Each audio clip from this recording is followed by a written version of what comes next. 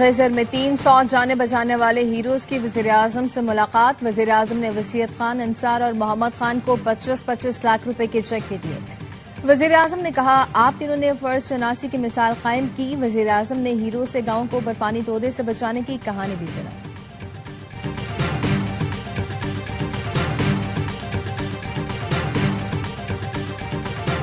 بھارت نے گزشتہ روز سیلاب کا انتباہ سینتاس کمیشن کے ذریعے نہیں دیا۔ سفارتی ذریعے سے سیلاب کے بارے میں آگاہ کیا گیا۔ ترجمان دفتر خارجہ شفقت علی خان کہتے ہیں، بھارت پر لازم ہے کہ وہ سینتاس معاہدے کی تمام شقوں پر عمل درآمد کرے۔ بھارت کا معاہدے کو یک طرفہ معطل رکھنا بین الاقوامی قانون کی سنگین خلاف ورزی ہے۔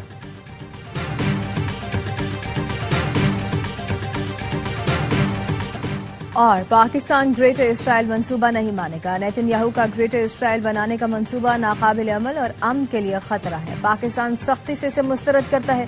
2 ریاستی حل کے لیے عالمی سطح پر فوری مربوط سیاسی عمل ضروری ہے۔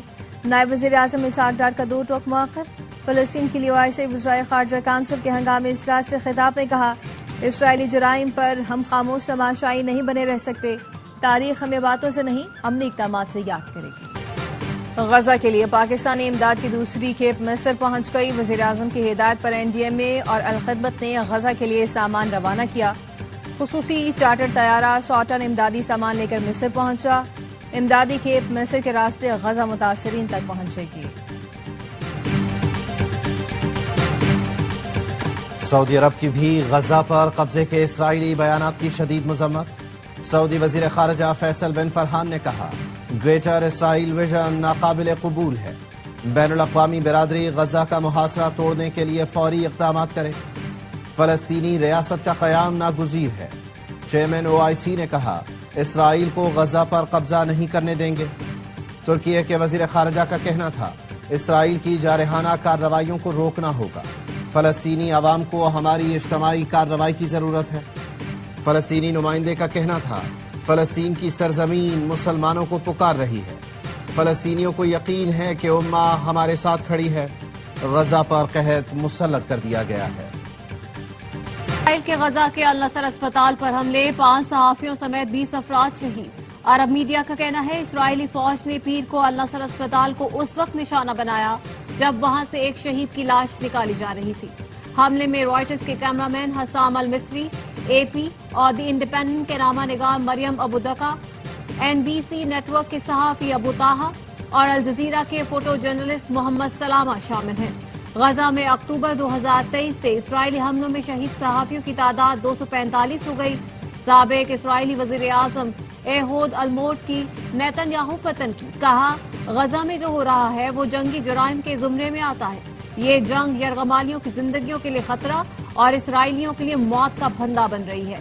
اس جنگ میں بلا جواز ہزاروں فلسطینی مارے گئے۔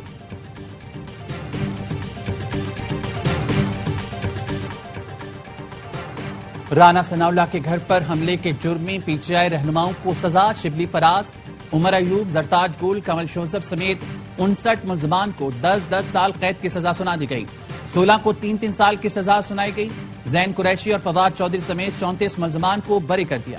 فیصل آباد کے انسداد دہشت گردی عدالت نے 9 مئی کے چوتھے کیس کا فیصلہ بھی سنا دیا۔ رانا ثناءاللہ کے گھر پر حملے کا مقدمہ 9 مئی 2023 کو تھانہ سمنا آباد میں درج کیا گیا تھا۔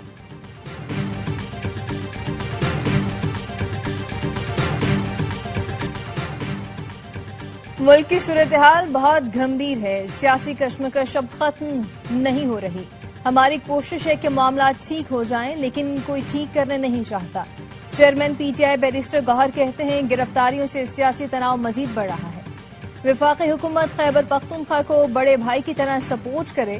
وفاقی حکومت نے جو امداد کی وہ آٹے میں نمک کے برابر ہے۔ سلمان اکرم راجہ کا تحریک انصاف کی سیکرٹری شپ چھوڑنے کا فیصلہ۔ سوشل میڈیا پر اپنے پیغام میں کہا، کل بانی PTI سے عہدے سے علیحدگی کی درخواست کریں گے۔ پارٹی کے لیے بطور وکیل خدمات بلا معاوضہ جاری رکھیں گے۔ بتایا، انہوں نے علی بخاری ایڈوکیٹ کے ذریعے بانی سے سیکرٹری جنرل کے عہدے سے دستبردار ہونے کی درخواست کی۔ بانی نے ان کی درخواست منظور نہیں کی۔ وہ ان کے اعتماد پر شکر گزار ہیں۔ آج ایک ایسا واقعہ ہوا جو اب ان سے 2 ٹوک فیصلے کا تقاضا کرتا ہے۔ سلمان اکرم راجہ نے یہ نہیں بتایا کہ آج کیا واقعہ ہوا۔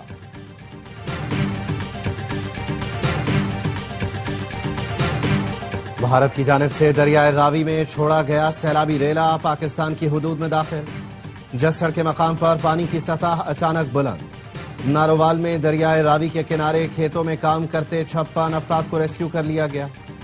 جسڑ کے مقام پر درمیانے درجے کا سیلاب، ریلا آج شاہدرہ سے گزرے گا۔ بھارت نے دریائے ستلج میں مزید پانی چھوڑ دیا، گنڈا سنگھ والا کے مقام پر پہلے ہی اونچے درجے کا سیلاب ہے۔ دریائے چناب میں چنیوٹ کے مقام پر پانی کی سطح میں مسلسل اضافہ، درمیانی درجے کے سیلاب کا خدشہ۔ اوچھری، فارفالہ، پاک پتن میں مکانات اور سینکڑوں ایکڑ رقبے پر کاشت فصلیں زیر آب۔ ضلع بہاول نگر میں متعدد عارضی حفاظتی بند ٹوٹ گئے، درجنوں بستیوں میں تباہی۔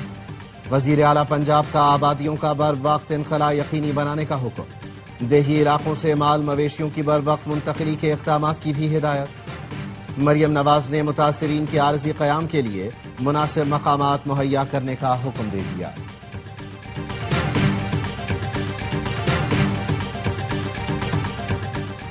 غزر میں گلیشیئر پھٹنے سے بننے والی جھیل سے پانی کا اخراج جاری، سیلاب سے سینکڑوں افراد بے گھر ہو گئے۔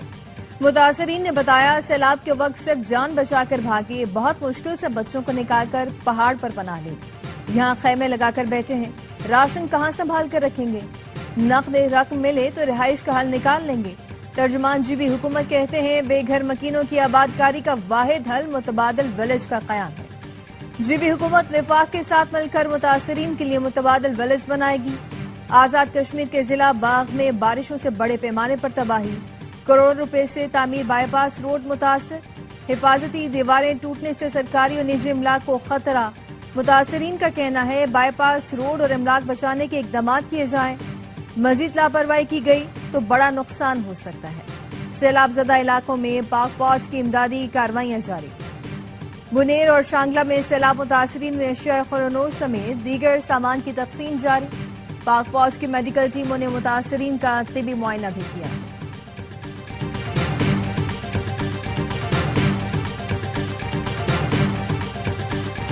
چیئرمین پیپلز پارٹی بلاول بھٹو نے سیلاب متاثرین سے کیا وعدہ پورا کر دیا۔ لاڑکانہ کے علاقے رتو ڈیرو میں سیلاب متاثرین سے گفتگو میں کہا بی بی شہید کی یاد میں مالکانہ حقوق خواتین کے نام کر رہے ہیں تاکہ خواتین معاشی طور پر مستحکم ہوں۔ گھروں پر سولر کی سہولت بھی فراہم کی جائے گی۔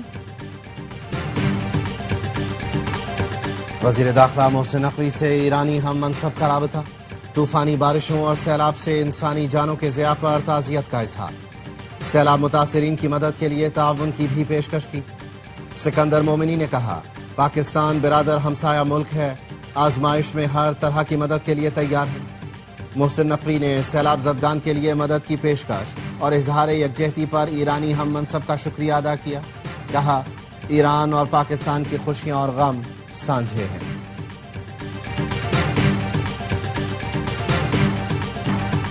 سٹی وارڈن کس قانون اور اختیار کے تحت ہماری کیبل کاٹ رہے ہیں؟ چیئرمین پاکستان کیبل آپریٹرز ایسوسی ایشن خالد آرائی کا سوال، کہا کے ایم سی تعاون کرے تو ساری تار زیر زمین کرنے کو تیار ہے۔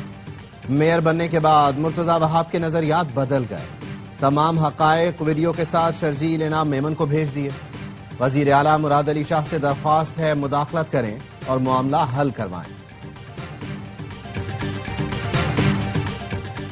پاک سوزوکی کمپنی کی کار پروڈکشن بند کرنے کی دھمکی، سی ای او ہیروشی کاوامورا کی سینٹ کمیٹی برائے خزانہ کو بریفنگ، 2030 تک گاڑیوں کی مقامی پیداوار بند کرنے کا عندیہ دے دیا، کہا 5 سال پرانی گاڑی کی امپورٹ سے مقامی صنعت تباہ ہو گئی، مقامی ہنرمند بے روزگار ہو جائیں گے۔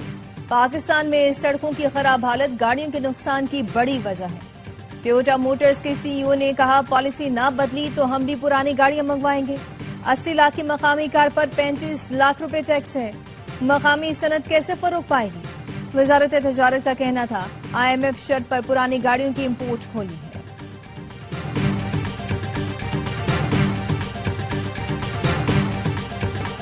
دیر بالا میں پولیس اور سی ٹی ڈی کا مشترکہ آپریشن، 4 دہشت گرد مارے گئے، فائرنگ سے 2 شہری جاں بحق اور ایلیٹ فورس کے 6 جوان زخمی ہوئے۔ پولیس کا کہنا ہے مارے گئے دہشت گرد 14 اگست کو پولیس وین پر حملے میں ملوث تھے جس میں 3 پولیس اہلکار شہید ہوئے تھے۔ وفاقی وزیر داخلہ محسن نقوی نے فتنہ ہندوستان کے دہشت گردوں کو جہنم واصل کرنے پر پولیس اور CTD کو سراہا۔ ہنگو کے علاقے میں FC قلعے پر دہشت گردوں کا حملہ، FC اہلکاروں کی جوابی کارروائی میں 6 دہشت گرد ہلاک ہو گئے۔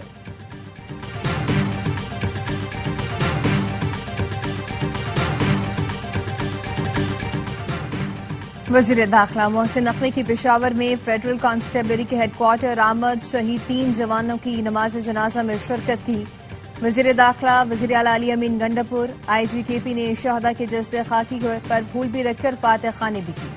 محسن نقوی کا کہنا تھا جام شہادت نوش کرنے والے جوانوں کی قربانیاں رائیگاں نہیں جائیں گی۔ جس دلیری سے بھارتی اسپانسر دہشت گردوں کا مقابلہ کیا گیا وہ قابل تحسین ہے۔ کراچی میں ڈریگ روڈ انڈر پاس کے اندر منی بس نے موٹر سائیکل سواروں کو کچل دیا۔ حادثے میں 2 خواتین سمیت 3 افراد جاں بحق، 1 خاتون زخمی۔ شارع فیصل پولیس نے منی بس ڈرائیور کو گرفتار کر کے بس قبضے میں لے لی۔ بس کے ڈرائیور نے دعویٰ کیا انڈر پاس میں پانی کی وجہ سے بریک فیل ہو گئی تھی۔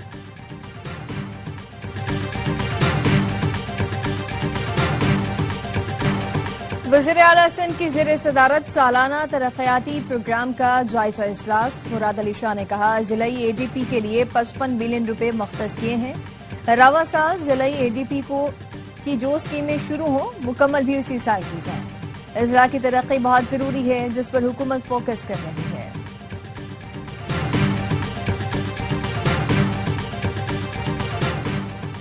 وزیر اعلیٰ پنجاب مریم نواز کے اعزاز میں تھائی لینڈ میں عشائیہ۔ تقریب کے میزبان سابق تھائی وزیر اعظم نے مریم نواز کا پرتپاک خیر مقدم کیا۔ پنجاب کی ترقی کے ویژن اور اقدامات کو سراہا۔ مریم نواز نے کہا پاکستان اور تھائی لینڈ کی دوستی باہمی احترام اور معاشی تعاون پر مبنی ہے۔ جدت اور عوام کی خدمت پنجاب کی ترقی کا ویژن ہے۔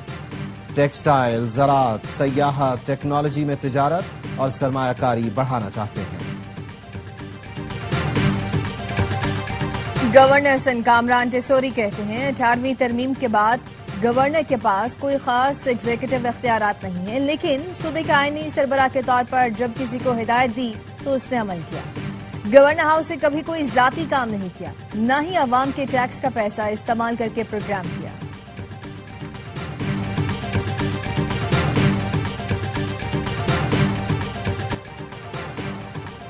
پاکستانی انٹیلیجنس نے مقبوضہ کشمیر میں را کے مضموم مقاصد کو بے نقاب کر دیا۔ انٹیلیجنس ذرائع کا کہنا ہے مقبوضہ کشمیر میں غیر مقامی دہشت گردوں کی موجودگی کی مصدق اطلاعات ہیں۔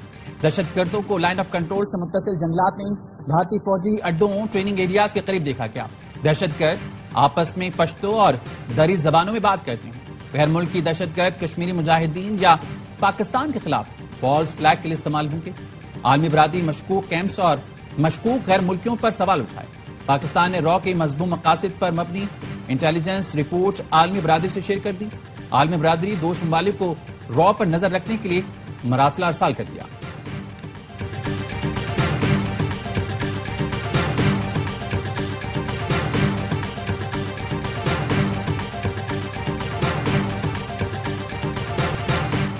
مقبوضہ کشمیر میں طوفانی بارش کا سلسلہ جاری۔ 24 گھنٹے میں 190 ملی میٹر سے زیادہ بارش ریکارڈ کی گئی۔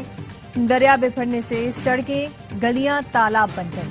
موزو ریلوں سے کٹھوعہ پٹھان کوٹ میں پل ٹوٹ گیا، انتظامیہ قائم۔ متاثرہ پل سے ہیوی گاڑیاں گزرتی رہیں۔ جموں میڈیکل کالج کے ہاسٹل میں سیلاب آ گیا۔ عمارت کا گراؤنڈ فلور پانی میں ڈوب گیا۔ طلباء کو کشتیوں کے ذریعے نکالا گیا۔ ایک طالبہ نے بتایا طوفانی بارشوں سے آنکھ کھلی تو سب کچھ پانی میں تیر رہا تھا۔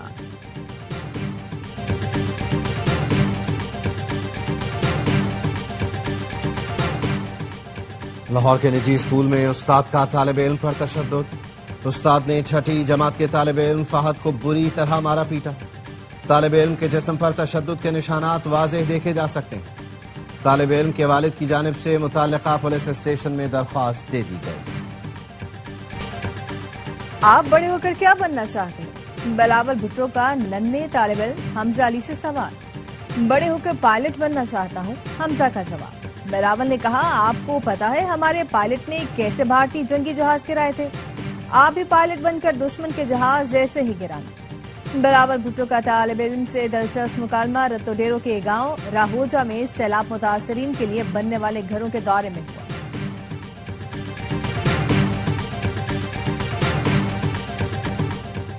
تاجدار گولڑا حضرت پیر مہر علی شاہ کے سالانہ عرس کی تقریبات، ملک اور بیرون ملک سے زائرین کی بڑی تعداد میں شرکت، دربار پر درود و سلام اور محافل سما کا اہتمام۔ اختتامی دعا آج بعد نماز عصر ہوگی، اس سے پہلے مزار کی چادر پوشی کی جائے گی۔ پاکستان کرکٹ بورڈ نے کپتانوں کی تبدیلی کی خبروں کی تردید کر دی۔ پی سی بی ترجمان کا کہنا ہے کپتانوں کی تبدیلی سے متعلق اب تک کوئی فیصلہ نہیں ہوا، نہ ہی سلیکشن کمیٹی میں اس حوالے سے کوئی معاملہ زیر غور آیا۔ رضوان کی جگہ سلمان علی آغا کو کپتان بنانے کی خبریں غلط ہیں۔ شان مسعود کی جگہ سعود شکیل کو کپتان نہیں بنایا جا رہا۔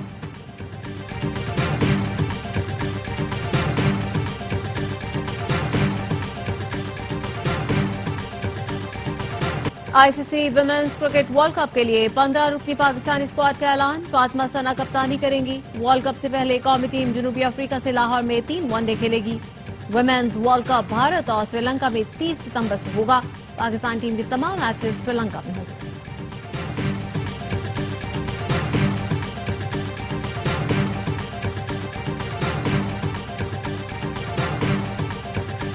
ریاض میں ای سپورٹس ورلڈ کپ کا اختتام ہو گیا، شاندار آتش بازی کا مظاہرہ کیا گیا، آسمان رنگوں میں نہا گیا۔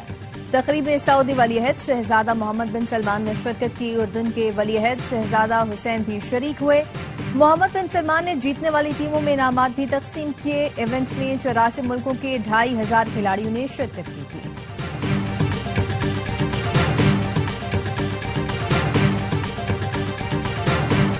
اور فراز چاہیے کتنی محبتیں تجھے، ماؤں نے تیرے نام پر بچوں کا نام رکھ دیا۔ رومان اور مزاحمت کے شاعر احمد فراز کے مداح آج ان کی 17ویں برسی منا رہے ہیں۔ شاندار ادبی خدمات پر احمد فراز کو ستارہ امتیاز سمیت مختلف ایوارڈ سے نوازا گیا۔